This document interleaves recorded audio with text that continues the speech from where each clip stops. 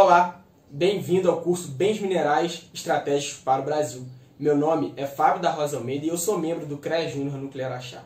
Gostaria de agradecer ao professor Claudio Scliar, em nome de esforços para realizar esse minicurso. Gostaria de agradecer também aos membros do CREA Júnior Núcleo Araxá, que ajudaram a tornar esse evento possível. E gostaria de agradecer a você pela sua presença e por demonstrar interesse nesse minicurso.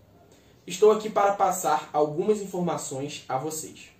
Primeiramente, gostaria de falar da estrutura do curso. O curso está dividido em 3 aulas. A cada dia será disponibilizado uma aula, por isso será 3 dias de evento. Ao final da terceira aula, no terceiro dia, haverá uma mesa redonda, onde poderemos discutir alguns assuntos, poderemos posicionar algumas opiniões em relação ao minicurso apresentado. Por isso é extremamente importante a sua presença nessa mesa redonda, para que tire suas dúvidas.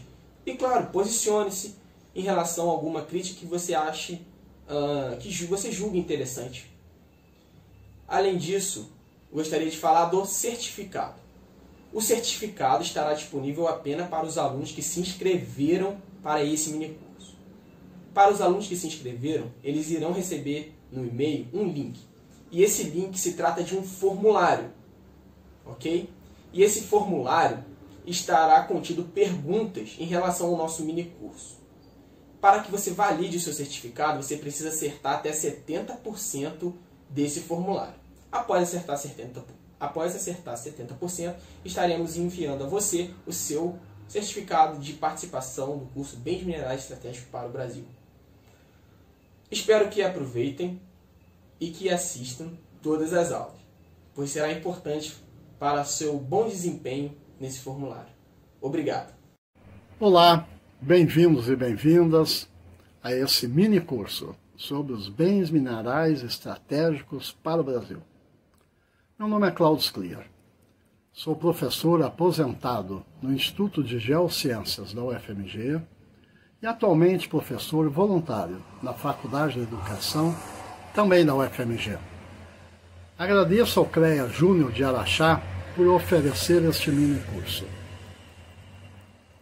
A bibliografia referente aos fatos, eventos e estatísticas que citarei se encontram no canal do YouTube do CREA Júnior. O curso está organizado em 3 aulas e uma live. A primeira aula descreve o histórico do aproveitamento dos bens minerais chamados de estratégicos no mundo e no Brasil.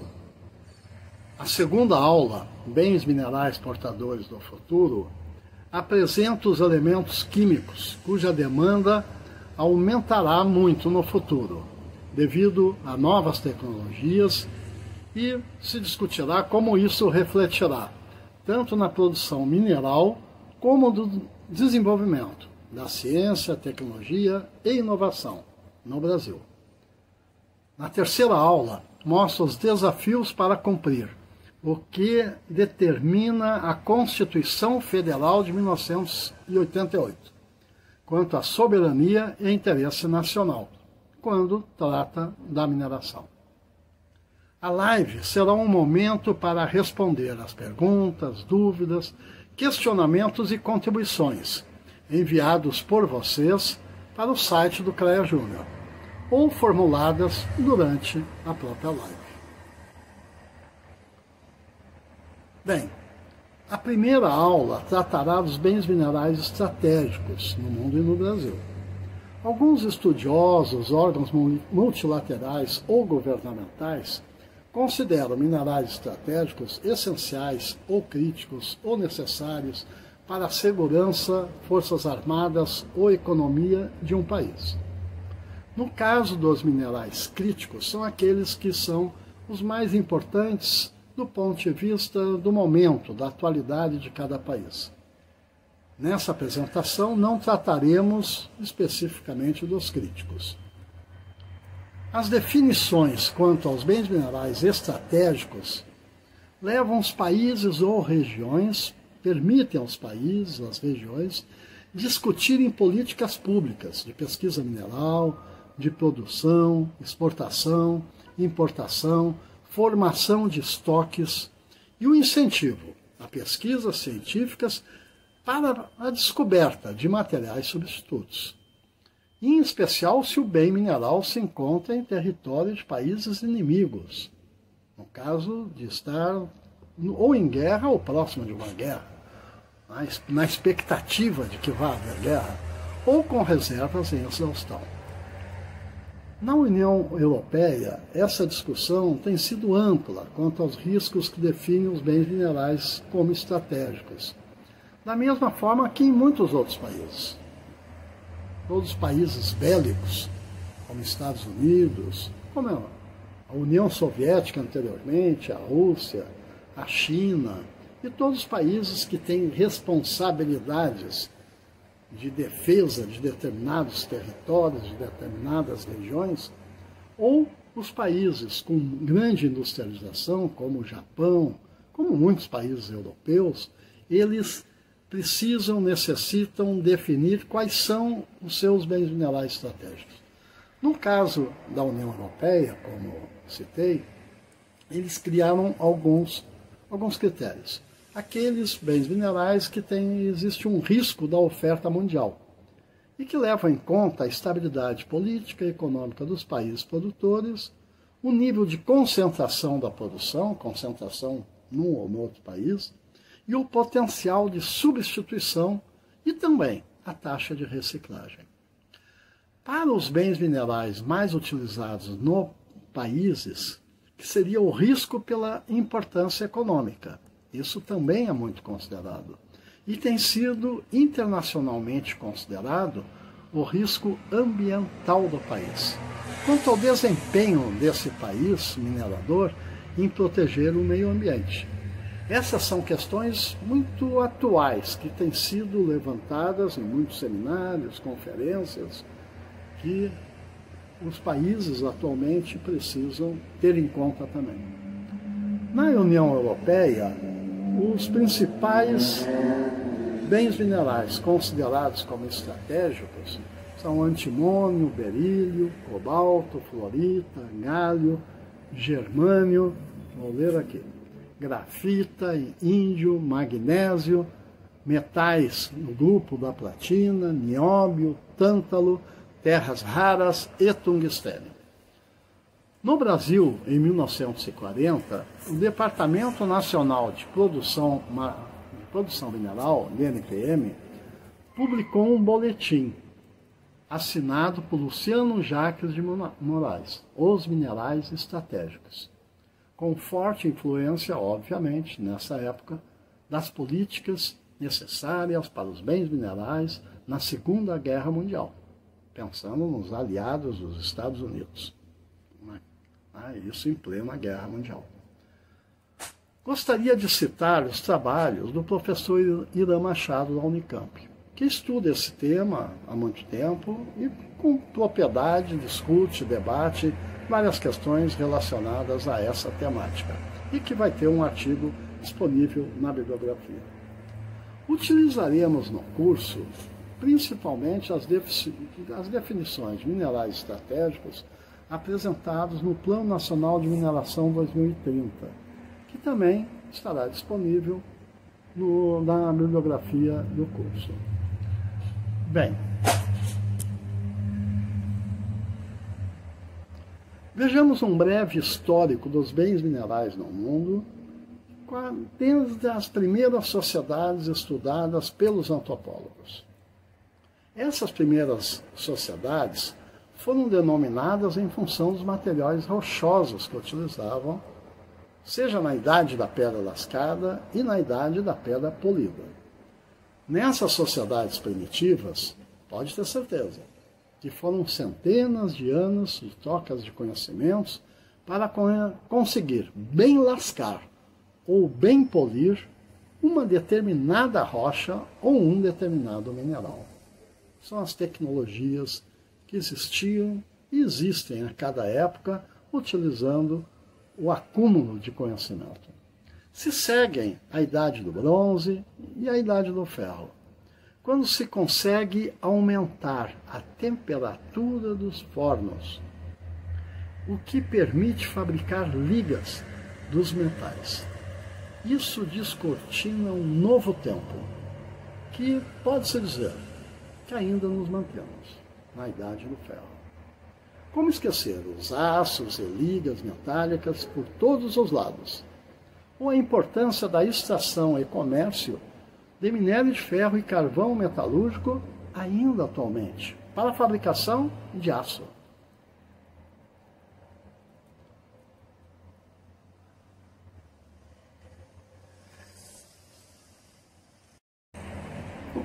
A demanda por minérios na primeira Revolução Industrial, que alguns datam de 1760 a 1830, impulsionou a procura e abertura de minas de ferro, carvão mineral, chumbo, zinco e outros minérios nos países que primeiro se industrializaram.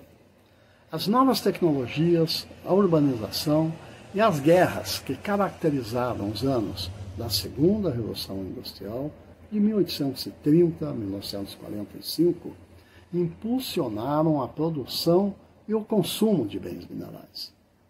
Na metade do século XX, século passado, a indústria mineral é obrigada a se adequar a eventos políticos e econômicos tais como, primeiro, a independência política dos países na África e Ásia, controlados há muitos anos pelos países industrializados e suas empresas. Essa independência política, ela não refletiu, na sua grande maioria desses países, na independência econômica, e que se mantiveram dependentes desses países industrializados e centrais.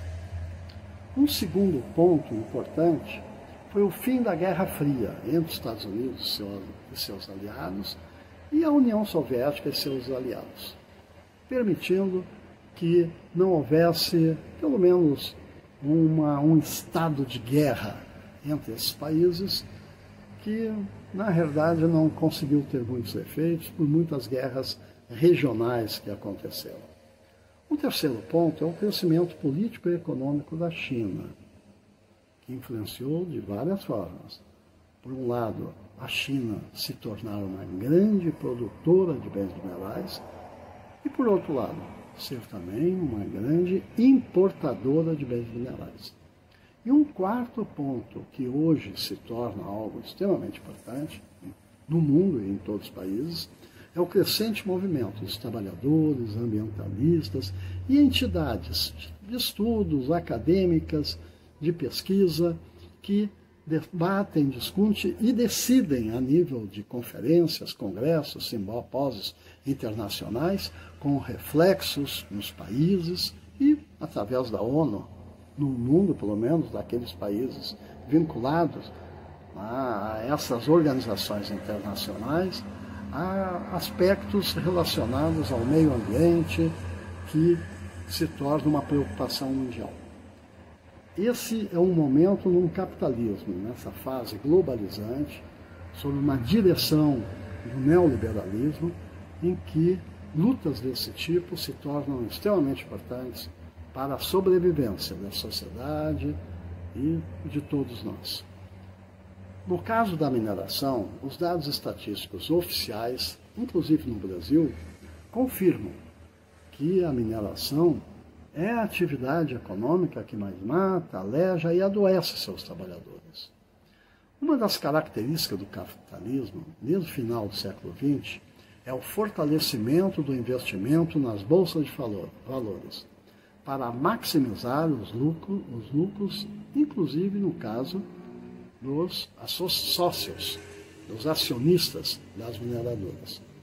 No caso da mineração, as relações econômicas entre as empresas, em especial das commodities minerais, anteriormente controladas por grandes mineradoras, se tornaram negócios de oligopólios. São grandes mineradoras totalmente articuladas e que se articulam também com as médias, com pequenas, estão intimamente vinculadas, articuladas e definindo rumos com grupos financeiros e industriais globalizados que atuam e influenciam todas as cadeias produtivas.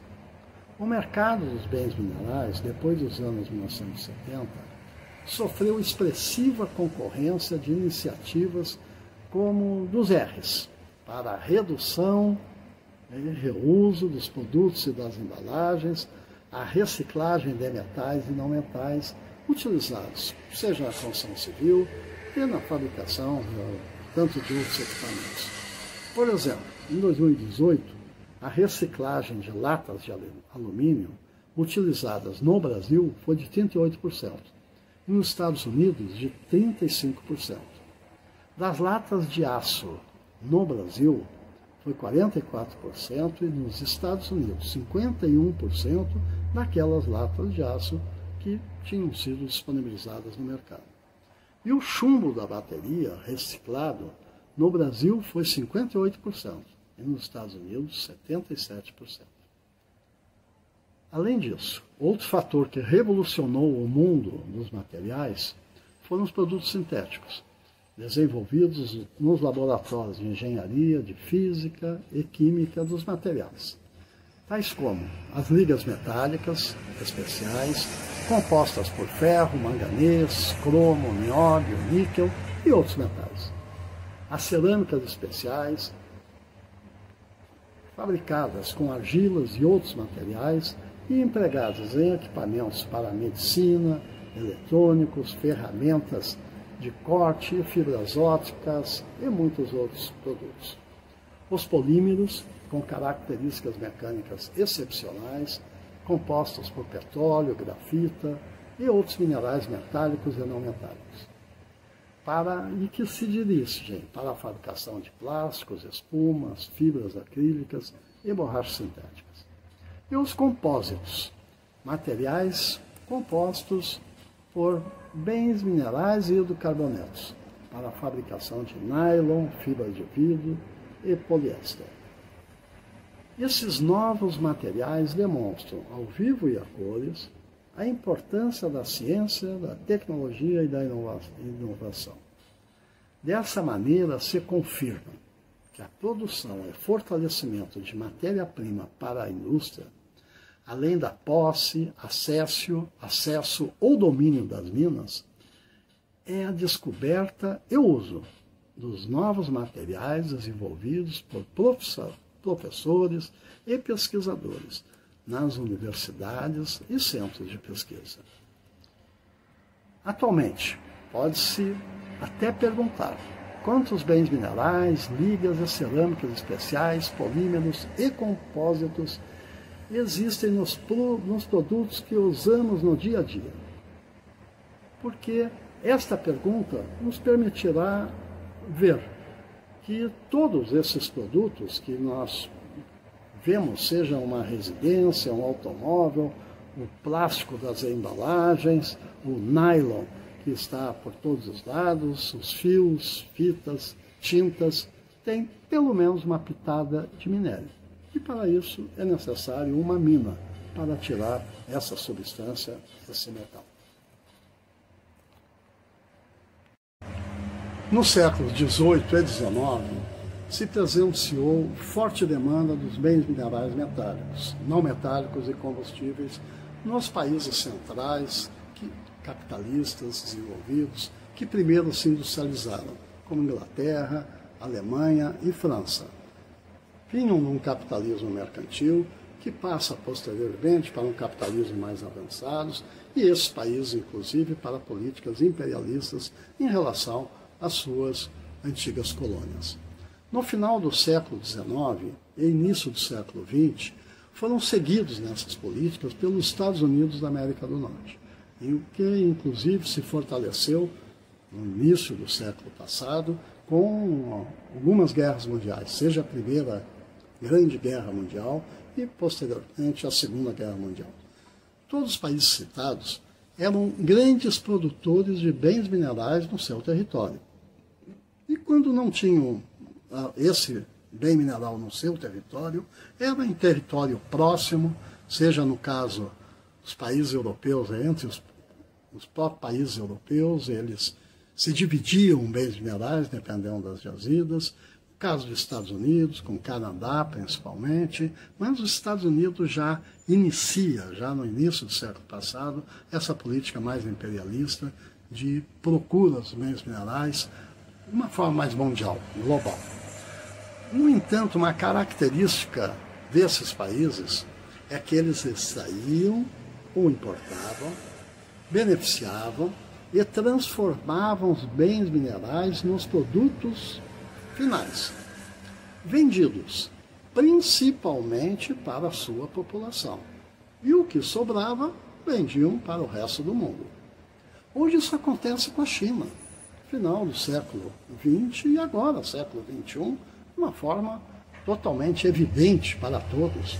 A China é o maior produtor de bens minerais. Em minas, em muitas minas, e minas excepcionais ou médias, mas o que está no seu território eles produzem. E o que não produzem, importam. É o maior importador de bens minerais do mundo também, com um aspecto que imita esses países industrializados lá do século XIX e início do século XX. A sua produção é principalmente para a demanda da sua população. O que sobra, o excedente, é vendido para todo mundo. Bem, vamos sobrevoar a mineração brasileira desde a invasão portuguesa em 1500. No território que aqui nós atualmente chamamos de Brasil, viviam de 3 a 5 milhões de pessoas, segundo diversos autores. Nas comunidades originárias brasileiras, se empregavam argilas, alguns metais e rochas coletadas na superfície, o que era muito diferente dos povos andinos, que conheciam, extraíam, beneficiavam e transformavam bens minerais, inclusive metálicos. Desde o Brasil colônia, as políticas minerais privilegiaram os interesses estrangeiros, o que se pode acompanhar na história da extração e comércio do ouro, diamante, quartzo, tungstênio, bauxita, estanho, nióbio, manganês, ferro, monazita, gemas, e pode ter certeza que esqueci alguns. A extração desses bens minerais citados são exemplos de minas abertas e lavradas segundo o interesse dos países e mineradoras desses países que primeiro se industrializaram e que exauriram as suas minas, ou suas minas já estavam com as suas reservas com teores muito baixos, como nós falamos antes. Nós daríamos agora um salto no tempo para avaliar a conjuntura atual, após os anos 1990, no Brasil. Essa conjuntura, após os anos 90, se caracteriza por se manterem os mesmos laços para suprir os mercados dos países centrais. Mas foi reforçada uma narrativa, um discurso, que se deve priorizar a exportação para pagar as importações. Isto é, a balança comercial se tornou o grande referencial das políticas minerais do país. A publicação e manutenção da Lei Candir, em 1996, ao instalar o pagamento, ao isentar do pagamento do ICMS, os produtos primários minerais e agrícolas exportados, expressa bem essa política, de que exportar é o que importa. Em 2011, o Ministério de Minas e Energia publicou o Plano Nacional de Mineração 2030, onde apontou os bens minerais estratégicos para o Brasil. É uma divisão em 3 grupos que expressa essa ideia geral da relação Brasil com o comércio internacional. Primeiro, os bens minerais com liderança internacional na produção, como é o caso do ferro, e na produção e reservas, como é o caso do nióbio. Segundo, os bens minerais importados em grande escala, pois a produção nacional não consegue suprir a demanda interna, como é o caso do potássio e do carvão metalúrgico. E o terceiro grupo, os bens minerais cuja demanda deve expandir em função de novas tecnologias encontradas pela ciência, como é o caso das terras raras e do lítio. Esses bens minerais, terras raras, lítio, grafeno e uma série de outros, são denominados materiais portadores do futuro. A seguir descreveremos esses grupos. O campeão disparado dos bens minerais abundantes é o minério de ferro, que representou, em 2019, 83% dos bens minerais exportados pelo Brasil. O Brasil é o segundo maior produtor de minério de ferro, atrás da Austrália, que produziu 930 milhões de toneladas. O Brasil produziu 480 milhões de toneladas e a China 350 milhões de toneladas. Todos esses dados de 2019. A produção mundial de minério de ferro, nesse mesmo ano, foi de 2,4 bilhões de minério. Dos 460 milhões de toneladas extraídos pelo Brasil, 389 milhões de toneladas foram exportados, principalmente para a China em 2018. Um fato importante a destacar é que em 2018 o Brasil produziu 35 milhões de toneladas de aço, enquanto as siderúrgicas chinesas produziram, no mesmo ano, 928 milhões de toneladas. Ao estudar essa situação, os autores do Plano Nacional de Mineração 2030 demonstraram que a extração de 1 milhão de toneladas de ferro emprega em torno de 100 trabalhadores, enquanto a fabricação de 1 milhão de toneladas de aço precisa de 2.000 trabalhadores. Isto é, quando se exporta minério de ferro bruto, se exporta junto centenas de milhares de empregos. Esta situação se repete para o manganês, o estanho e o alumínio, para citar alguns metálicos. Além do aspecto do emprego, se precisa ressaltar que a expressiva produção de aço na China se associa a políticas industriais e de urbanização, como a construção de residências, hospitais, meios de transporte e outras obras, o que ainda, em muitos países, são demandas urgentes, como, por exemplo, o Brasil.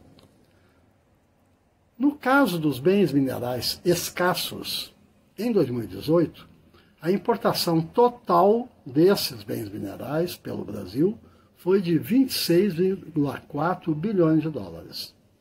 Desse total, 37% se referiu ao carvão metalúrgico, para a fabricação de coque termorredutor utilizado na siderurgia. No caso da produção do carvão mineral, se deve contar um pouco essa história. Em 1994, o governo do presidente Fernando Collor de Mello definiu a alíquota zero para a importação do carvão metalúrgico, o que ocasionou profunda crise do setor carbonífero no sul do Brasil. Isso aprofundou os impactos na saúde e segurança dos trabalhadores, nas comunidades e no meio ambiente em geral. Impactos do ponto de vista na saúde e segurança e na degradação mesmo desses ambientes próximos das minas de carvão mineral. Esse era um momento, exatamente nos anos 90, em que os movimentos dos trabalhadores e comunidades se organizavam em lutas políticas contra a degradação ambiental. E essas lutas eram, obviamente, muito bem-vindas e foram muito organizadas em todo o mundo e em cada país, inclusive no Brasil. Atualmente, o Brasil só produz carvão energético para as termoelétricas. Levantamentos geológicos da Companhia de Pesquisa de Recursos Minerais, CPRM, encontraram jazidas de carvão metalúrgico no Rio Grande do Sul, Morungava, Chiclomã, Santa Terezinha. No entanto, esses projetos não tiveram continuidade, pois se manteve a opção do governo federal de importar carvão metalúrgico, inclusive privatizando as usinas siderúrgicas estatais entre 1991 e 1993. Para bem contextualizar essa questão, é necessário comparar o que aconteceu e acontece em outros países, que muitas vezes servem de exemplo quando se avalia a qualidade de vida das populações e políticas nacionais e internacionais para a mineração. Vou mostrar, por exemplo, a produção dos países do BRICS. A China produziu 13,5 bilhões de toneladas de carvão mineral. A Índia, 716 milhões de carvão mineral. A Rússia, 411 milhões. A África do Sul, 250 milhões. E o Brasil, em 2019, produziu 7 milhões de toneladas. Aliás, o Brasil nunca passou de 15 milhões de toneladas ano. E para citar alguns países industrializados centrais, como os Estados Unidos, eles produziram, também nessa mesma período, 702 milhões de toneladas de carvão mineral e a Alemanha 175 milhões de toneladas. Aliás, a Alemanha nos últimos anos comemora o fechamento de minas de carvão, mas não divulga a manutenção e até ampliação de minas de turfa e lignito, mais poluentes, que são muito mais poluentes, para suprir as suas termoelétricas.